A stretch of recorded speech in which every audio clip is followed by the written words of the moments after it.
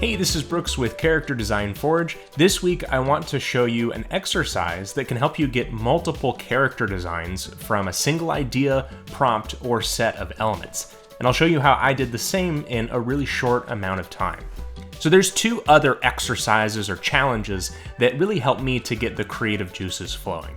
Back in our races and factions video, we talked about how a unifying element, something as simple as a set of shapes or colors, can bring together otherwise disparate designs and characters. The other exercise is what I call a group of four. This is actually how my cast for the Stormfellers animated series, which I'm working on right now, came about. Starting with one design, create a second that you feel is essentially the opposite of the original. This could mean shapes, proportions, personality, color, whatever you'd like. By the third character, you're trying to create a third opposite, if you will, different from either of the two characters that you've made, and by the fourth, the real challenge sets in to somehow still make something that's unique. That's sort of what I did in my warm-up during the opening B-roll for this video. In a similar fashion with this exercise, we're going to start with one thing that all of these designs will have in common. And like the second, we're going to see just how much variety and contrast we can get as we do so. So Brooks, what are you talking about? Well, can I show you what I mean? I promise it's a thing to help you, even though it's my work. Is that okay, YouTube? For me, coming up with new designs sometimes becomes something of a challenge because of the amount of characters and ideas that I've already come up with.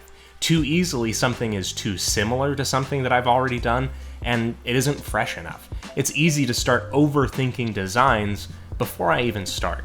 So for this exercise, I'm going to start with one element that I've been wanting to explore, and it's beakless birds.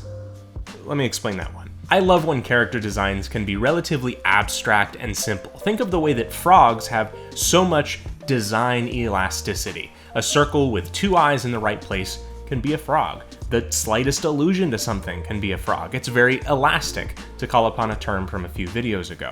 Because of the way a realistic frog looks, it takes very little to convince us that an abstract character is a frog. An animal that isn't naturally as elastic is birds in general. The beak, the wing structure, the legs are all very specific to birds, to the point that changing any of those elements start to make it kind of not a bird anymore. Anthropomorphizing it or making it stand upright and using the wings as if they were arms is a little tricky. And a simplified bird is still a bird in a lot of cases. But I'm intrigued by this idea of a bird with the shape of a beak, but no discernible division between the beak and the head. It's just simplified and abstract. There's some Jim Henson characters that looked this way, the Schultz birds looked like this. A lot of mid-century modern designs would retain these bold, flat shapes. Some birds, like the barn owl and the putu, have this look naturally, but we're going to do that with all kinds of birds. So that's what I'm starting this challenge with. Every sketch I do will be of a bird with this element, but instead of just drawing one bird this way, I'm going to think of different ages, body types, different kinds of birds, and really vary who the characters are as I go. In what ends up being only about 30 minutes or so of drawing, I end up with 5 really cool looking bird designs that all share this element, but are different from each other. I could easily keep going and flesh out an entire race of these little folks.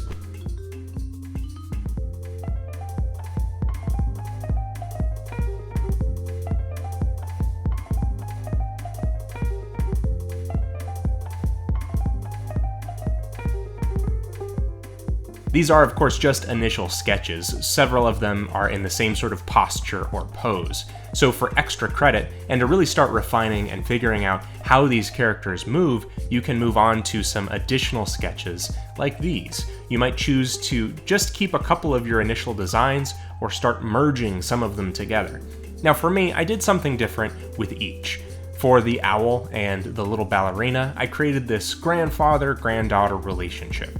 For the little one with the broken arm, I tried to see what a character whose eyes are almost invisible from a front view would look like in 3/4. And similarly, the front view for this little chef seedsmith. This heroic bird is striking a few poses, and we could of course keep developing from here.